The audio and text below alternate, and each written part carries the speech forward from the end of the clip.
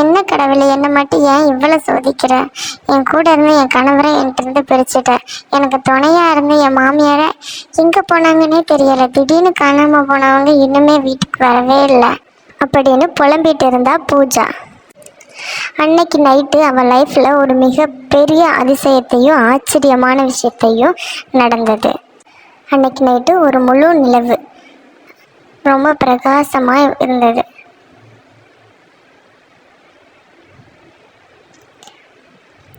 அன்னைக்கு அவள் எல்லா கதவுகளையும் பூட்டிட்டு உள்ளே தூங்க போயிட்டா. அவள் தூங்கிட்டு இருக்கும்போது கதவு தட்டுற சவுண்டு கேட்டுச்சு.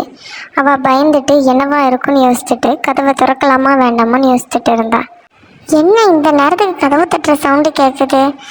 எனக்கு ஒன்றுமே புரியலை, ஏன் கேட்குதுன்னே தெரியல. சரி, போய் என்னன்னு போய் பார்ப்போம். அந்த கதவுக்கு வெளியே ஷர்மிளாவும் அவளோட ஒரே பையனான ரவியும் நின்றுட்டு இருந்தாங்க. யார் நீங்க? எதுக்கு எங்க வீட்டு வாசல்ல வந்து நிற்கீங்க? எனக்கு ஒன்றுமே புரியலை. எதுக்கு இந்த நேரத்தில் வந்து கதவை தட்டுறீங்க அப்படின்னு ஒன்றும் புரியாமல் பயத்தோடு கேட்டா பூஜா. நானும் என்னோடய பையனான ரவியும் இந்த பக்கமாக வந்துட்டு இருந்தோம். இங்கே அதிகமான மழை காரணமால் எங்களால் இதை தாண்டி போக முடியலை. அது மட்டும் இல்லை, என் பையனுக்கு கொஞ்சம் காய்ச்சல் வேற அடிக்குது. கொஞ்சம் இன்னைக்கு நைட்டு மட்டும் தங்குறதுக்கு கொஞ்சம் இடம் இருந்தால் நல்லாயிருக்கும். காலையில் நான் எழும்பி போயிருந்தேன், இப்போ மட்டும் கொஞ்சம் தங்க இடம் தாங்கலை. என்னங்க பேசுகிறீங்க நீங்கள்? யாருன்னே தெரியாதவங்களை எப்படிங்க வீட்டில் இருக்க விட முடியும்? அதுக்கப்புறம் இந்த நைட் டைம் வந்திருக்கீங்க, எனக்கு ஒன்றுமே புரியலை. ஹெல்ப் பண்ணவா வேண்டாமான்னு தெரிய மாட்டேங்குது அப்படின்னு பயத்தோடு சொல்லிட்டு இருந்தா பூஜா. எனக்காக இல்லாட்டாலும் என் குழந்தைக்காவது கொஞ்சம் மனசிறங்குங்கம்மா அப்படின்னு ஷர்மிளா பூஜா கிட்ட கெஞ்சிட்டு இருந்தா.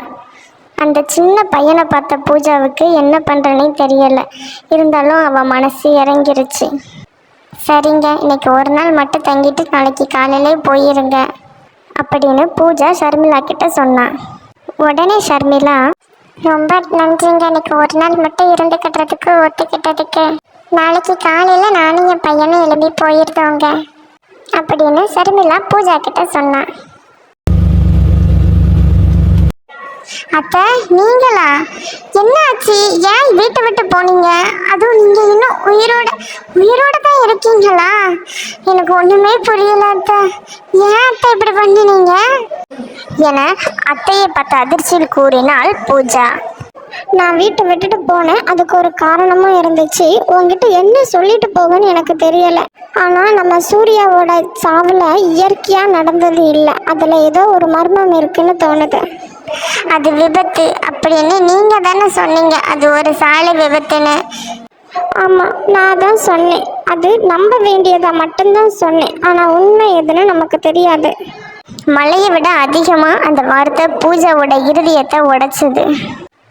என்னத்த சொல்கிறீங்க? மர்மமாக இருக்குது எல்லாம். ஒன்றுமே எனக்கு புரிய மாட்டேங்குது. இன்னைக்கு நடந்தது எல்லாமே மர்மமாக இருக்குது. ஆமாம்மா, நம்ம சூர்யா கடைசியாக இறந்து போக முன்னக்குட்டி யாரையோ பார்க்கறதுக்காக வெளியே போனான். அப்போ அவனோட ஃபோனில் பார்த்தோம் அப்படின்னா ஷர்மி அப்படின்னு இருந்தது. எனக்கு ஒன்றுமே புரியல. அதில் தான் ஏதோ மர்மம் இருக்குன்னு தெரிஞ்சிச்சு. ஷர்மியா அப்படின்னு அதிர்ச்சியுடன் சொன்னாள் பூஜா. இவங்க ரெண்டு பேரும் பேசிகிட்டு இருக்கும்போது ஷர்மிளாவும் ரகுவும் வீட்டுக்குள்ளே தூங்கிட்டு இருந்தாங்க. இந்த கதையோட முடிவு என்னன்னு தெரியணுமா? கீழே ஃபுல் வீடியோ லிங்க் இருக்குது, போய் பார்த்து தெரிஞ்சுக்கோங்க. அப்புறம் நம்ம சேனலை சப்ஸ்கிரைப் பண்ணாதவங்களும் சப்ஸ்கிரைப் பண்ணிக்கோங்க. லைக் பண்ணுங்கள், ஷேர் பண்ணுங்கள்.